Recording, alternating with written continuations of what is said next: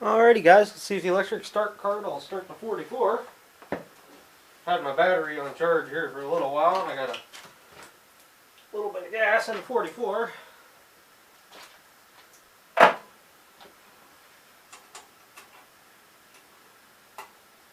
And as you can see off camera, obviously I added a battery, I wired everything up, I put a little push button switch in here, though it needs bent so I can push it better.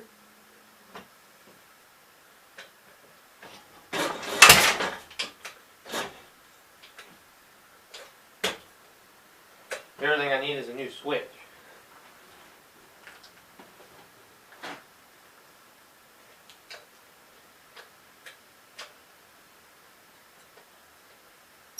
Literally, switch just sheet to bed.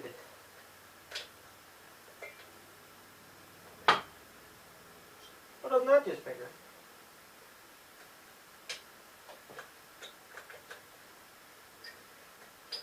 Yep, switch is junk.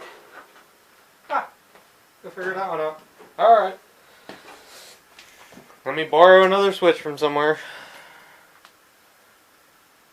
Or I could find a starter solenoid and just touch wires together. Eh.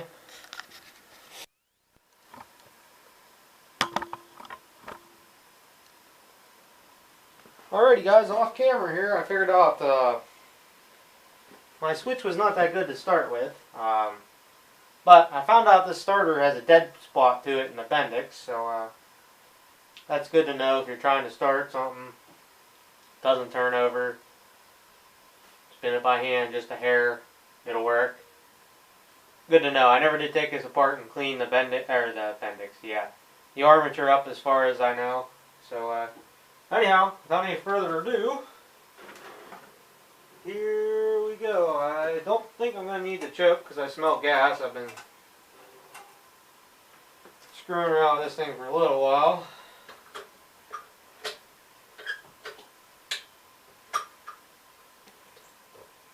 Apparently right on that dead spot.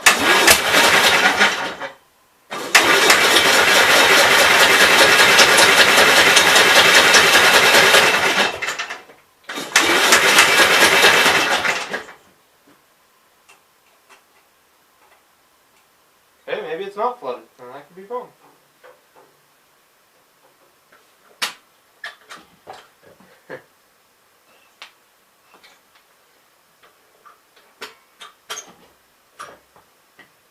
Okay, I thought it was a dead spot in the armature.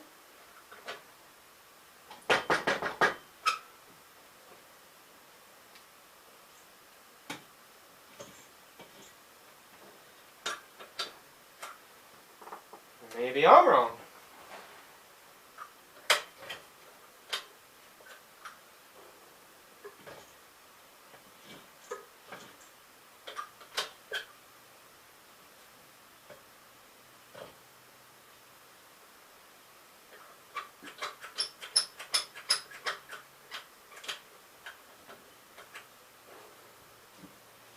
Did I ever tighten the ground down?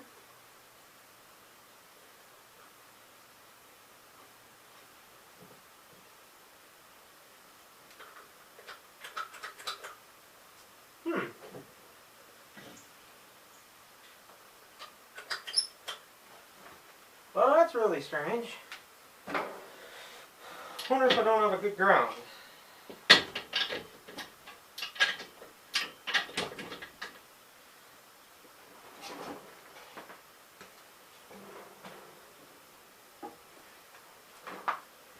Okay, let me screw with this some more.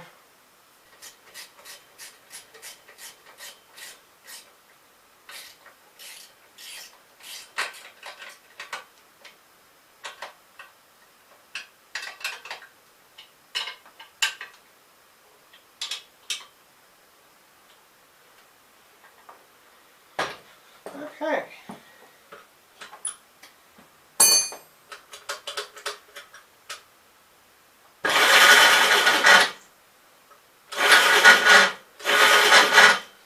Must be something strange with that starter.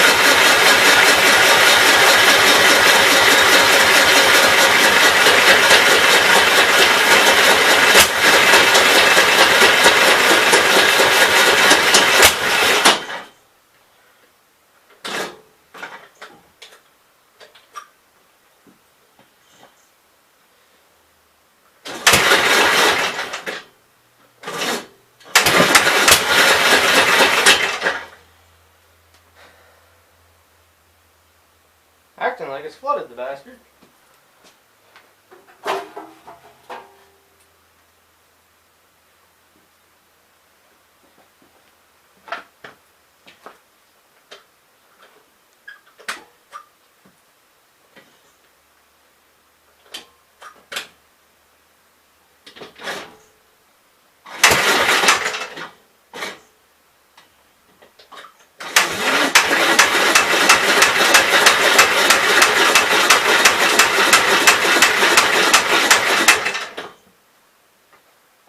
Interesting.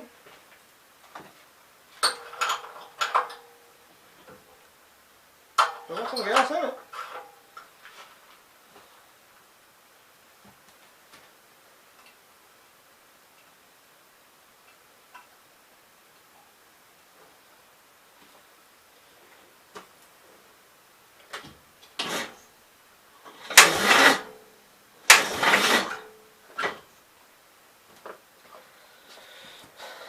That's the battery charge. Well, or I could do this.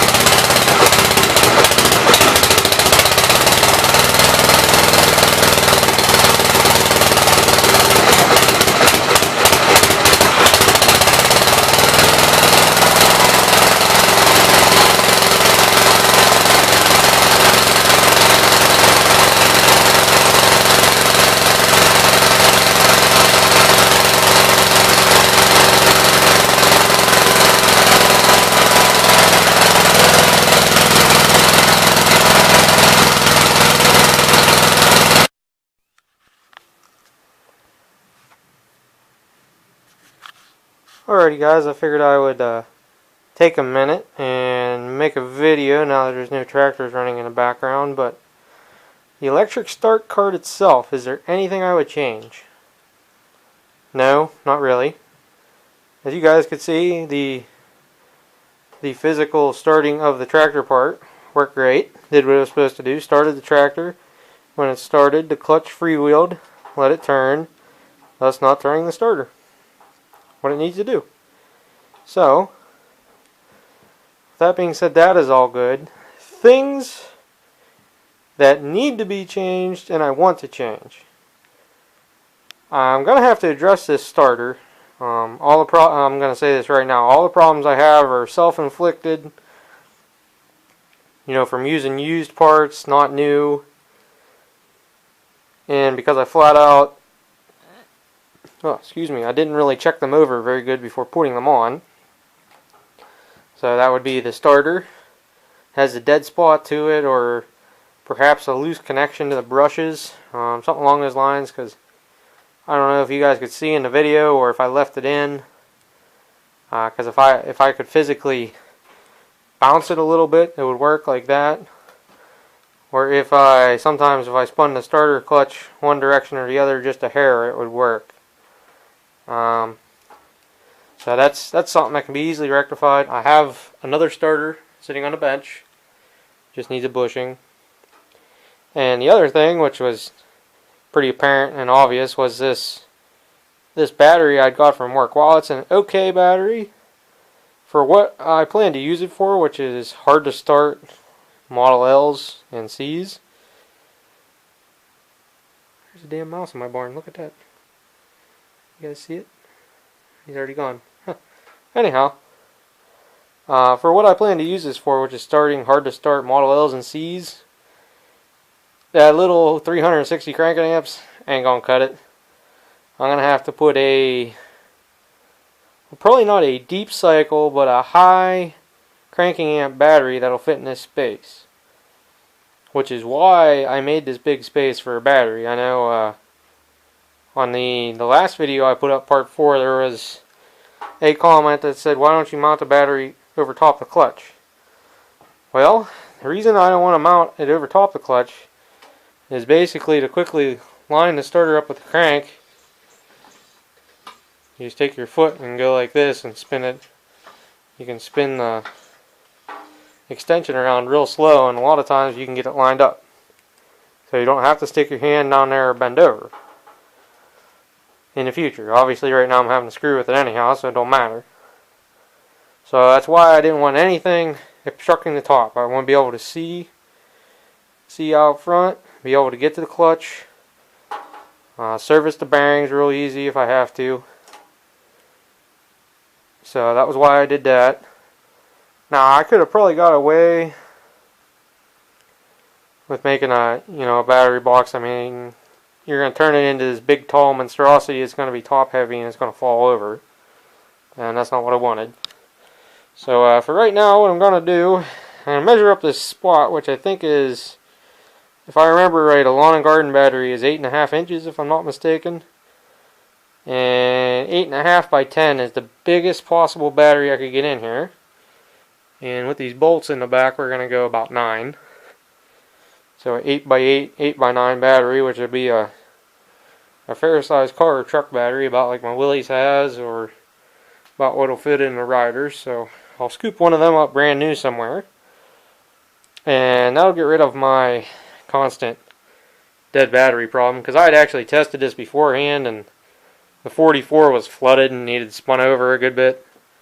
And the trick is, with the magnetos on the L's, when they're flooded, you just want to bump them over top dead center, because the impulse fires a much hotter spark than normal cranking speed would.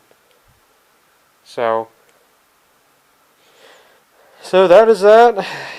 And again, this is not going to be the final on the electric start project, but it's definitely a more or less completion, and I got it wired up. I did not show this on camera, but I mounted a bracket down here.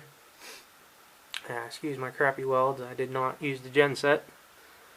And I put a starter switch in. I bought some cables from Tractor Supply today.